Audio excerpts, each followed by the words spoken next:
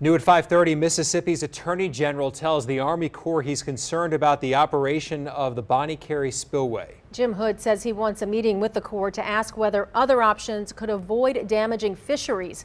As John Snell reports, the number of dead dolphins along the Gulf Coast this year has reached 80.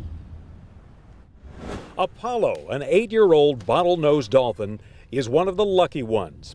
Rescued after suffering injuries in the wild, he lives at the Institute for Marine Mammal Studies in Gulfport. In the Mississippi Sound, dolphins are dying by the dozens. We use them as a biological indicator. They're considered the sentinels of the environment, and they're in trouble. Institute Director Dr. Moby Solangi lays the blame squarely on the 2 openings this spring of the Bonnie Carey spillway, designed to safeguard New Orleans from flooding. It dumps trillions of gallons of fresh water into Lake Pontchartrain. In St. Bernard Parish, charter boat captain George Ricks shows us a dolphin mother and her calf, which seem to be frolicking happily in Lake Campo. That's how they scratch. You know, they don't have fingers like you and I.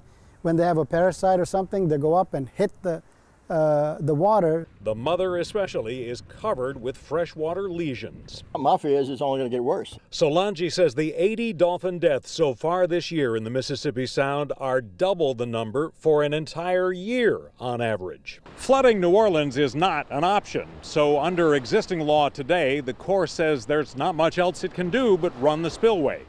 It is involved in a 2-year assessment of how it's using the various tools in its flood control toolbox. Opening the Morganza spillway north of Baton Rouge could impact communities downstream, including some not directly in the floodway.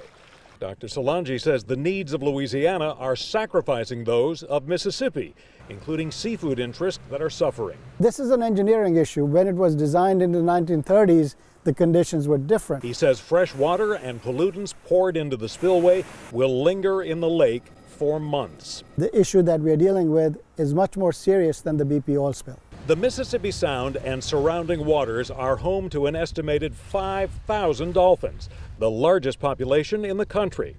But this spring, dolphins are once again under pressure. John Snell, Fox 8 Local First.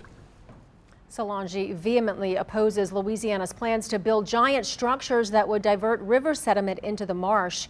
Louisiana officials say the plans are critical to the state's effort to build land and protect its coastline.